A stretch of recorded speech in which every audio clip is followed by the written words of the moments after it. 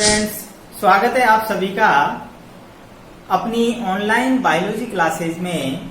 जैसा आप सभी जानते हैं, हमने मानव का कंकाल तंत्र टॉपिक चालू किया हुआ है और इसमें हमने मानव कंकाल के अंदर कौन कौन सी बोन्स, कौन कौन से शरीर के हिस्से में पाई जाती हैं, ये सभी हम पिछली वीडियोज में भी आपको बता चुके हैं। इससे पहली वाली वीडियो में हमने अंश मेखला और अग्रपाद की अस्थियों के बारे में पढ़ा था। ठीक उसी प्रकार आज हम श्रोणि मेखला और पश्चपाद की अस्थियों के बारे में पढ़ेंगे। श्रोणि मेखला को हम पेल्विक गर्डर भी कहते हैं। तो किस प्रकार श्रोणि मेखला पश्चपाद की अस्थियों को जोड़े रखती हैं, साधे रखती हैं। जिस प्रकार हमने अंश मेखला के अंदर देखा कि अंश मेखला कंधे की अस्थि बनाती है और उससे जुड़ी हुई अग्रपाद की अस्थियां साधे रहती हैं। ठीक उसी प्रकार श्रोणि मेखला कूल्हे की अस्थि बनाती है, यानी हिप बोन होती है। अगर आपसे कोई पूछे कि श्रोणि मेखला शरीर के कौन से भाग की अस्थि होती है, तो सामान्य शब्दों में हम कह सकते हैं ये कूल्हे की अस्थि बनाती है और साथ ही साथ पश्चपादों को साधती है। प्रत्येक श्रोणि मेखला में 3 अस्थियां मिलकर एक पेल्विक गर्डर बनाती है। यानी यहां पर आपको ध्यान रखना है, जैसे हमने अंश मेखला में 2 अस्थियां बताई थी, जत्रुक और स्कैपुला। यहां पर ध्यान रखना 3 अस्थियां हैं जिनके नाम इलियम, इस्चियम और प्यूबिस। यहां आप इस चित्र के माध्यम से, जो हमने फिगर बनाया है उसके माध्यम से हम श्रोणि मेखला के साथ साथ पश्चपाद की जो अस्थियां जुड़ी हुई हैं उनको हम देख सकते हैं। यहाँ श्रोणि मेखला में इलियम, ये सबसे ऊपर वाली बड़ी अस्थि होती है। फिर यहाँ आप देख रहे हैं इस्चियम, जिसमें फीमर का सिर जो है वो संधि करता है, और सबसे छोटी यहाँ आप देख रहे हैं ये कहलाती है प्यूबिस।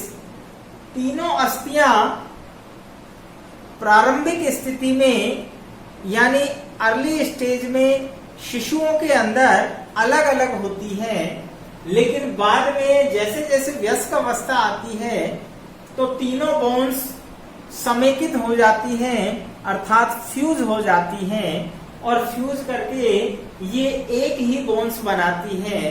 तो इन सभी को हम एक ही काउंट करके चलते हैं। तो आपको बात समझ में आ रही है कि किस प्रकार अस्थियां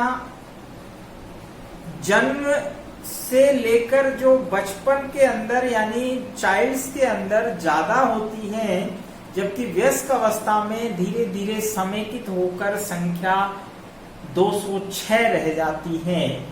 तो यहां भी हम उसका उदाहरण देख सकते हैं। तो इलियम, इस्चियम, प्यूबिस, ये तीनों मिलकर एक ही श्रोणि मेखला बनाती है, जिसे पेल्विक गर्डर कहते हैं। तो श्रोणि मेखला में यानी एक बोन्स होगी, तो दोनों को मिलाकर, चूंकि दोनों तरफ है, आधे अर्धांश में भी 3 अस्थियां हैं। ठीक उसी प्रकार इधर आधा जो अर्धांश होगा उसमें भी ये 3 बोन्स होंगी। तो इस प्रकार तीनों बोन्स मिलकर एक बोन बनाती है। तो 2 से मल्टीप्लाई करेंगे तो कितनी हो जाती है? 2।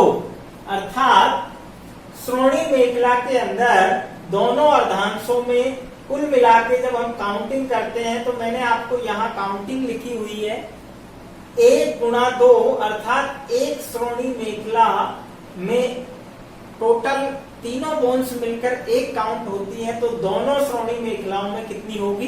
2। तो यहां से हम कह सकते हैं कि श्रोणि मेखला में 2 बोन्स होती हैं। इसके बाद आगे श्रोणि मेखला में एसिटाबुलम खांच होती है। मैंने आपको पहले भी बताया था कि खांच जो है बहुत महत्वपूर्ण होती है। जब हम बोन्स और जॉइंट्स की बात करते हैं तो वहां पर खांच भी हमें ध्यान रखनी है, अर्थात केविटी। तो हमने आपको यहाँ पर अंश मेखला में भी एक केविटी बताई थी, उसका नाम बताया था, बताइए क्या नाम बताया था? वहां हमने आपको ग्लिनॉइड केविटी बताई थी। ठीक उसी प्रकार यहाँ पर एसिटाबुलम केविटी होती है। आप ये देख रहे हैं, ये जो खांच है दैट इज एसिटाबुलम खांच। तो इस एसिटाबुलम खांच के अंदर ह्यूमरस जो है, सॉरी फीमर जो होती है, ये कौन सी बोन है? फीमर। फीमर का सिर जो है वो यहाँ पर संधि करता है।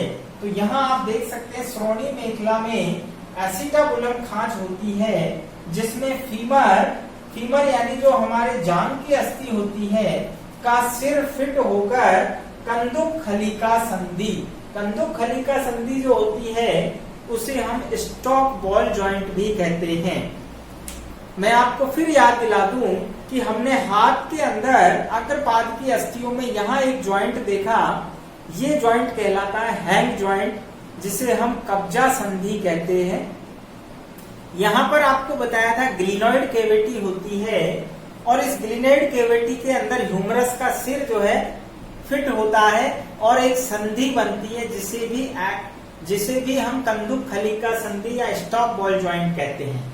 ठीक उसी प्रकार यहाँ पर आप देख रहे हैं एसिटाबुलम खांच में फीमर यानी जांघ की अस्थि का सिर जो है वो संधि करता है, और इस संधि का नाम जो है वो है कंदुक खलिका संधि यानी स्टॉप बॉल जॉइंट। तो संधियों के बारे में और बताएंगे आपको विस्तार से। इसके बाद हम नेक्स्ट बात करते हैं पश्चपाद की अस्थियां। तो पश्चपाद की अस्थियां कौन कौन सी हैं उनके बारे में भी हम आपको बताएंगे एक एक करके। इससे पहले कि आप ये स्क्रीनशॉट लें ताकि आप नोट्स को मेंटेन कर सकें।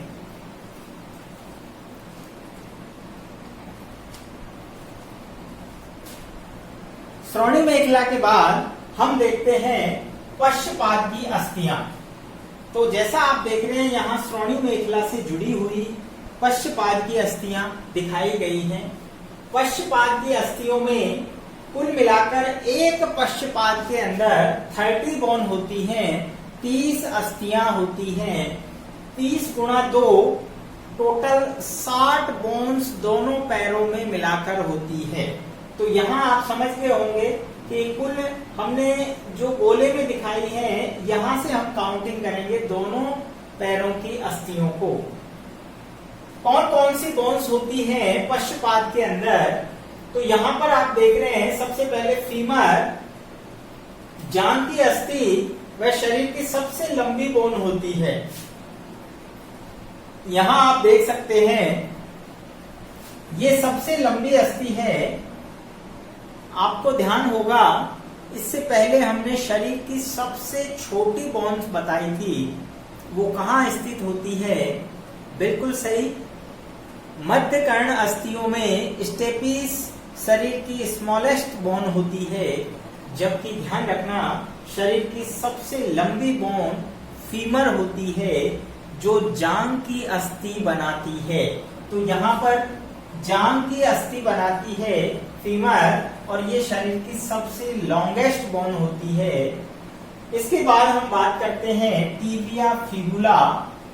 यहाँ आप देख रहे हैं ये मोटी बोन होती है जो टिबिया कहलाती है, जबकि इसके पास एक पतली बोन होती है, फूली हुई है, ये फिबुला कहलाती है, फूली हुई फिबुला। तो नाम याद रखने में कोई प्रॉब्लम नहीं होगी, कंफ्यूज नहीं होना है। दोनों बोन्स को चूंकि आपस में फ्यूज हो जाती हैं, यहाँ देखिए आप इसका दूरस्थ सिरा और समीपस्थ सिरा दोनों यहाँ जुड़ जाते हैं, इसीलिए इनको सम्मिलित रूप में हम टिबिया फिबुला कहते हैं। जैसे हमारे हाथ के अंदर रेडियस अल्ला दोनों साथ साथ होती है, ठीक उसी प्रकार ये भी टिबिया और फिबुला साथ साथ रहती हैं। टिबिया लंबी मजबूत सीधी होती है, जैसा आप यहाँ देख रहे हैं फिगर के अंदर जबकि फिबुला छोटी पतली होती है, जैसा यहाँ देख रहे हैं। इनका समीपस्थ सिरा, दोनों बोन्स का समीपस्थ सिरा कौन सा है, ये, और दूरस्थ सिरा कौन सा है, शरीर से दूर। तो ये जो समीपस्थ सिरा है वो किससे संधि करता है, ये समीपस्थ सिरा फीमर से जुड़कर, ये फीमर है, इससे संधि कर रहा है, इससे जुड़कर घुटने का जोड़ बनाता है। तो ये जो जॉइंट है वो कौन सा है, घुटने का जॉइंट बनाता है, जिसे नी जॉइंट भी कहते हैं। इसे हम नी कैप भी, नी जॉइंट भी कहते हैं, यानी घुटनों का जोड़। ये जोड़ पर एक पटेला अस्थि होती है। अब आप देख रहे हैं इस जोड़ के ऊपर ये एक जो है तिकोनी अस्थि नजर आ रही है, ये पटेला कहलाती है, और इस पटेला को ही हम नी कैप भी कहते हैं। इसे हम नी कैप भी कहते हैं, नी कैप।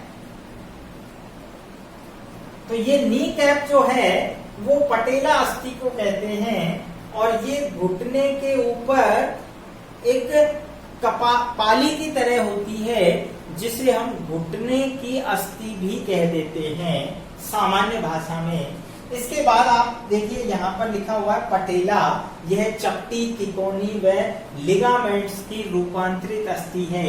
हमने आपको बताया था, जब बोन्स के आपको प्रकार बताए थे, तो उसमें एक बोन हमने बताई थी जो लिगामेंट के रूपांतरण से होती है। लिगामेंट के अंदर जो है अस्थि यानी कैल्शियम का जमा हो जाने से, कैल्सिफिकेशन हो जाने से क्या होता है, यानी बोन्स बन जाती है, कठोर हो जाती है। तो ये ऐसी बोन्स कौन सी है, यानी पटेला जो है वो एक प्रकार से लिगामेंट की रूपांतरित बोन्स कहलाती हैं। इसके बाद आप देख रहे हैं टार्सल्स। तो यहाँ आप आ जाइए, ये टार्सल्स जो है वो 7 होती हैं संख्या में, छोटी छोटी बोन्स हैं, और ये 5 + 2 का मतलब क्या है, एक सीरीज में 5 होती हैं और एक सीरीज में 2 बोन्स होती हैं, जैसा आप यहाँ देख रहे हैं 1, 2, और फिर यहाँ आप देख रहे हैं नीचे की तरफ 5 बोन्स। तो इस प्रकार यहाँ पर ये टोटल 7 टार्सल्स होती हैं। जिस प्रकार कलाई में कार्पल्स होती हैं, ठीक उसी प्रकार यहाँ पर टार्सल्स होती हैं।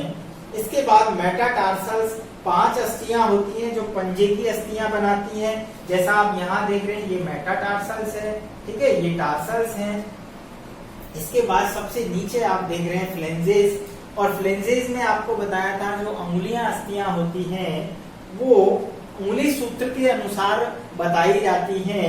उंगली सूत्र आपको बताया था मानव के अंदर 2, 3, 3, 3, 3, अर्थात जिस प्रकार हमारे हाथ के अंदर टो में 2 उंगलियां होती, 2 बोन्स होती हैं, और बाकी उंगलियों के अंदर प्रत्येक में 3-3 बोन होती हैं, ठीक उसी प्रकार पैर के अंदर भी जो उसका अंगूठा होता है उसमें 2 बोन्स होती हैं, जबकि प्रत्येक उंगली के अंदर 3-3 होती हैं।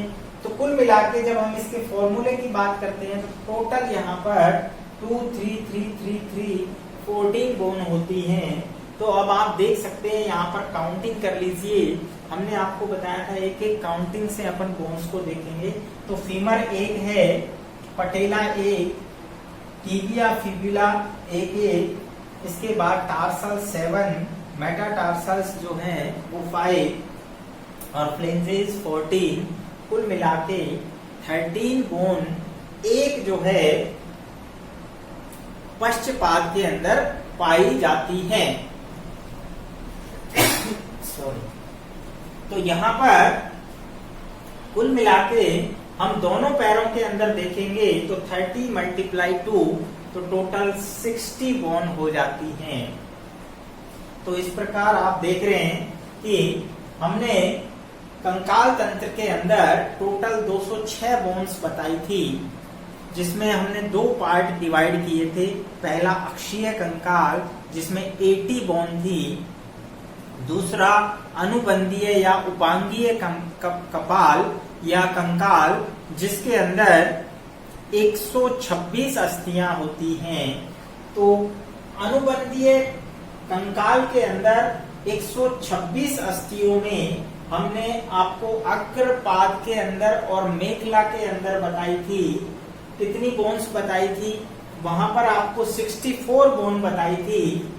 तो 64 बोन जो थी, ठीक है, वो अग्रपाद के अंदर थी। इसके अलावा यहाँ पर आप देख रहे हैं टोटल कितनी बोन्स होंगी, 62। तो 62 यहाँ पर हो गई, टोटल कितनी हो जाएंगी आप देखिए, ये हो गई आपकी 6 और यानी 12।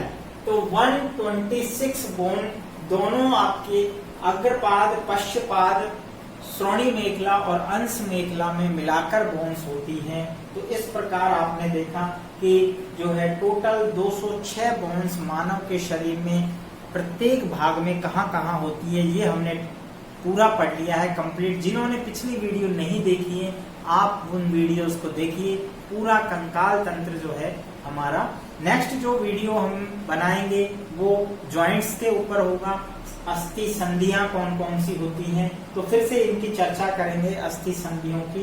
तो आप एक बार फिर डायग्राम के माध्यम से समझ सकते हैं। यहाँ हम देख रहे हैं ये श्रोणी मेखला है, और आपको पता होगा कि श्रोणी मेखला का ये वाला जो अस्थि है जिसे हम इलियम कहते हैं, ये सैक्रम से जुड़ी होती है, जो कशेरुक दंड का भाग होता है सैक्रम। और ये प्यूबिस आप देख रहे हैं यहाँ पर पीछे की तरफ आकर कॉर्डल से जुड़ती हैं।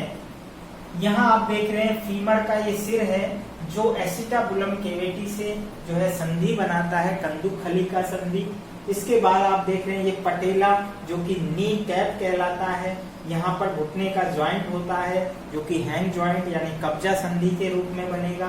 इसके बाद टीबिया, फिबुला और टार्सल्स, मेटाटार्सल्स और फ्लेंजेस। तो इस प्रकार से हमने कंप्लीट जो है स्केलेटन सिस्टम को पढ़ लिया है।